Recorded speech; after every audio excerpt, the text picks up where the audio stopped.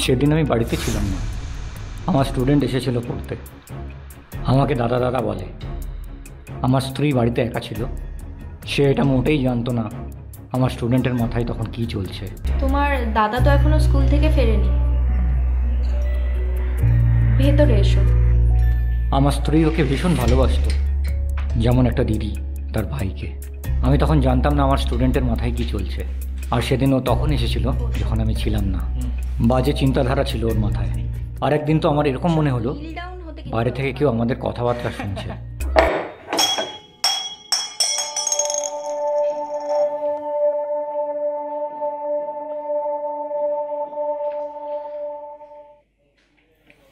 ও, তুমি এসে গেছো? বাড়িতে কাউকে দেখতে পাচ্ছিলাম না, তাই ভাবলাম একবার ভেতরে দেখি। আচ্ছা কিরণ, বলছি মানু মাঝে মাঝে আসবে, ওর সামনে পরীক্ষা তো, তোর বাবা বলেছে ওকে একটু গাইড করে দিতে।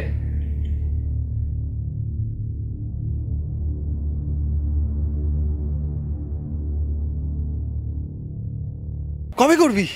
না না শালা, এত তাড়াহুড়ো করলে হয়? ঠিক সময়ের অপেক্ষা করতে লাগবে। বাঘ যখন হরিণের শিকার করে তখন সে চুপ করে ঘাপটি মেরে বসে থাকে, দূর থেকে নজর রাখে, যতক্ষণ না ঠিক সময় আসে একটুও সাড়া দেয় না।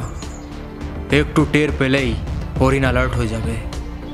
ভাই, তুই গল্প শোনাচ্ছিস বাঘের আর বুদ্ধি খাটাচ্ছিস শেয়ালের? হ্যাঁ ভাই ভাই, আমি আজকেই একটা নতুন পেন ড্রাইভ কিনবো, আর তার মধ্যে থাকবে নতুন বৌদির নামে ফোল্ডার।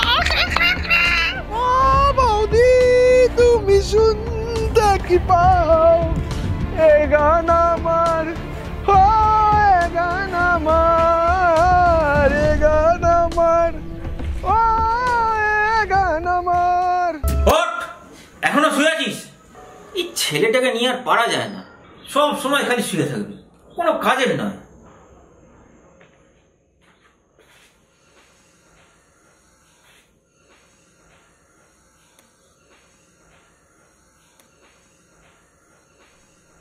ধুর সালা, স্বপ্নটাও ম্যাচাকার করে দিল।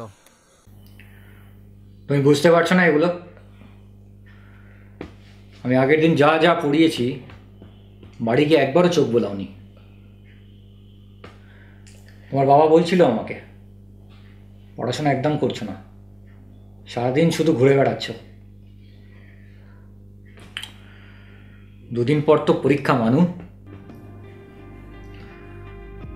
অ্যাটলিস্ট এই বছর তো গ্র্যাজুয়েশনটা ক্লিয়ার করতে লাগবে নাকি?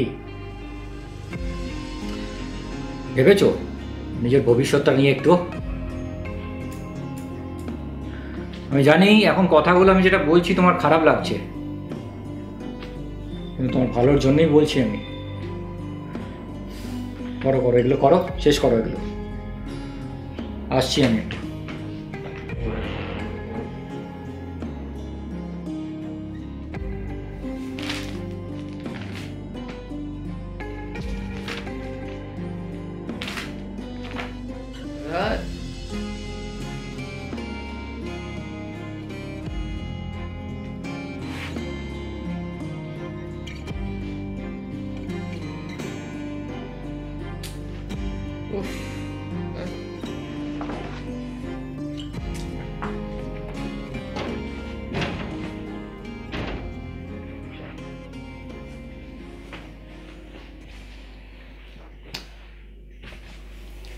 আমার না মাথায় কিছু ঢুকতে চায় না, এসব পড়াশোনা।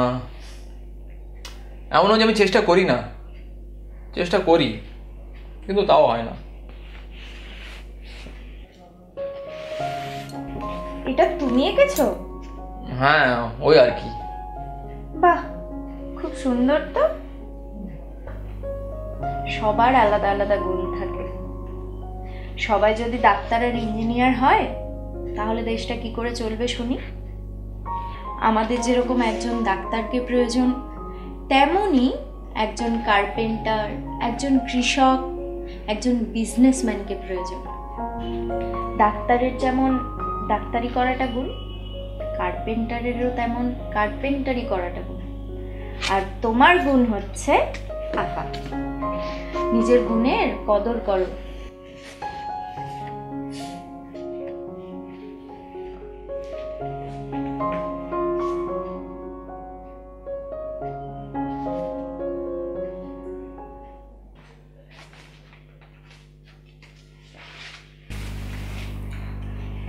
আচ্ছা, তুমি ছেলেটাকে এত শাসন করো কেন বলো তো? আরে শাসন করতে লাগে, আর শাসন না করলে পড়াশোনা ইমপ্রুভ করবে কি করে? সবাই কি সব কিছু পারে? সবাইকে ক্লাসে ফার্স্ট হতে হবে? তুমি পারবে মানুষ মতো আঁকতে? আরে কি বলতে কি চাইছো তুমি?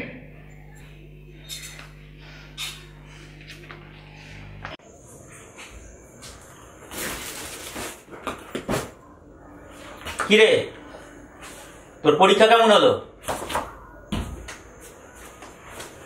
কথাটা কি কানে ঢুকছে না নাকি? এবার যদি ফেল করেছিস এই বাড়িতে আর ঢুকবি না। তোর ওই আঁকার খাতাটা আমি ছিঁড়ে ফেলে দেবো। মানু, এ মানু, ফেল টেল করলি নাকি রে? আজ তো তোর রেজাল্ট। দাঁড়, ছাড় তো। তোর লজ্জা মজ্জা লাগে না?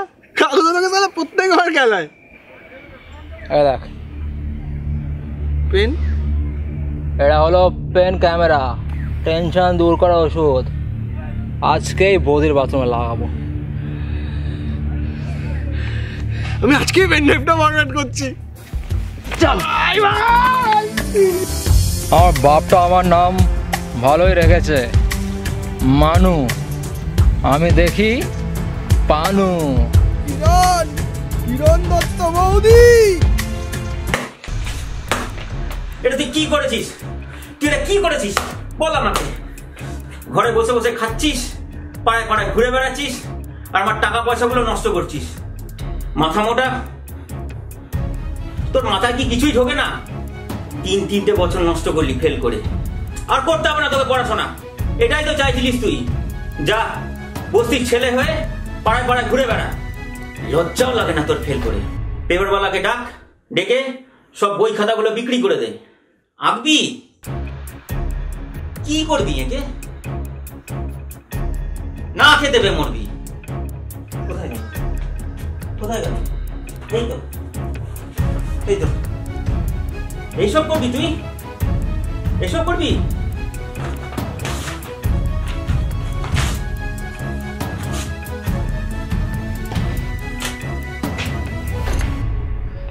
কি করছেন দাদা? আপনি মাথা ঠান্ডা করুন, এইভাবে কেউ মারে?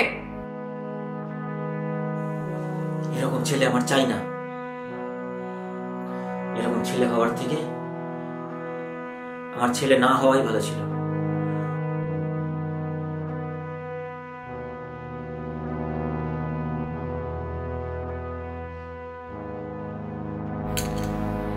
কেউ কারোর মতন হয় না। আমাদের এটা ভাবাটাই ভুল যে আমাদের বাড়ির ছেলে পাশের বাড়ির ছেলের থেকে বেশি মার্কস আনলো কি কম মার্কস আনলো। আর পড়াশুনো দিয়েই তো সবসময় সবকিছু হয় না। আমাদের আশেপাশে এরকম অনেক মানুষজন আছেন যারা সাকসেসফুল তাদের নিজেদের মধ্যে যেই আর্টটা আছে সেটার কারণে। প্রত্যেকের মাথা সমান হয় না। মানুষ পড়াশোনা করতে ভালো লাগে না, তার মানে তো এই নয় না যে মানুষ মাথা মোটা। হয়তো যেই এডুকেশনাল স্ট্রাকচারটা আমাদের সমাজে আছে সেটা মানুষের জন্য নয়। রবীন্দ্রনাথ ঠাকুরেরও তো স্কুলিং স্ট্রাকচারটা ভালো লাগতো না। উনি সীমাবদ্ধ আর বোর ফিল করতেন, কিন্তু আজ আমরা ওনাকে বিশ্বকবি বলে জানি।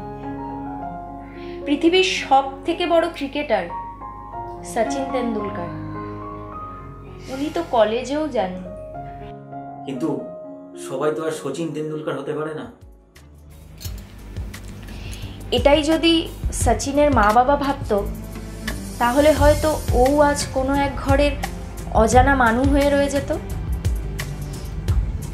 মানু ইউনিক, ও হাঁটবে না, আকাশের ডানা মেলে উঠবে। মানু খুব সুন্দর আঁকে, পারলে কখনো কোনো জাজমেন্ট ছাড়া ওর আঁকাগুলো দেখবেন।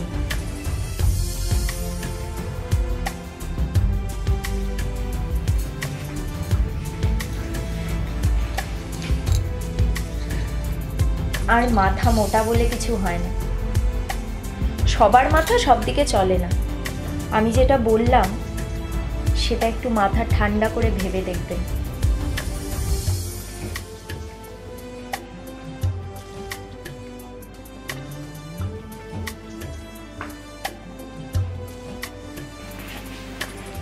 আমি জানতাম না যে আমার স্ত্রীর এত গুণ। আইনস্টাইন বলেছিলেন যে কোনো মাছকে যদি গাছে ওঠার অ্যাবিলিটি দিয়ে জাজ করা হয় তাহলে সে সারা জীবন এটাই ভাববে যে সে স্টুপিড।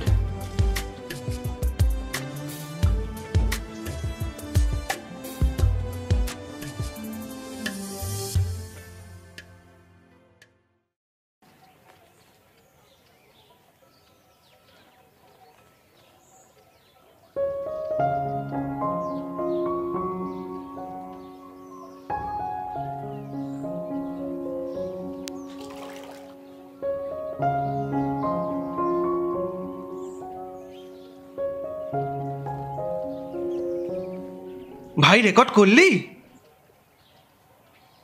না। শালা কেন, চান্স পাসনি নাকি রে? আমি তো ধৈর্য হারিয়ে ফেলছি। কবে রেকর্ড করবি তুই? আমি আর করব না। কি?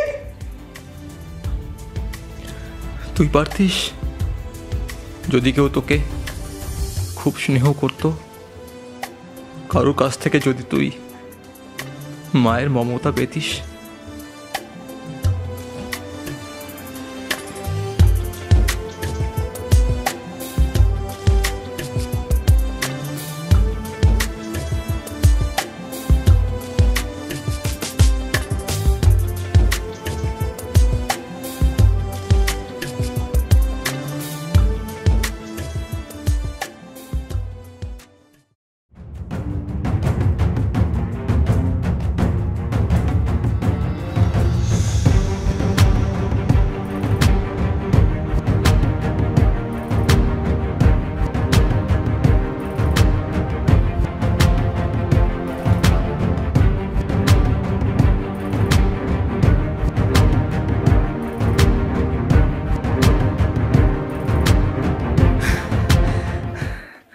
বৌদি,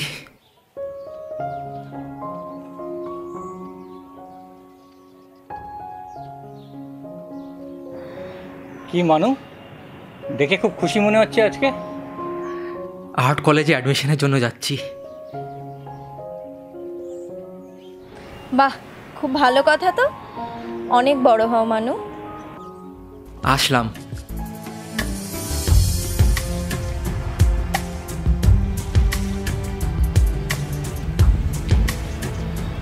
কখনো কখনো ছোট্ট একটা গাইডেন্স মানুষের ভবিষ্যৎটাকেই বানিয়ে দিতে পারে। আমি একজন টিচার, কিন্তু সেটা আমি কিরণ তোমার কাছ থেকে শিখেছি।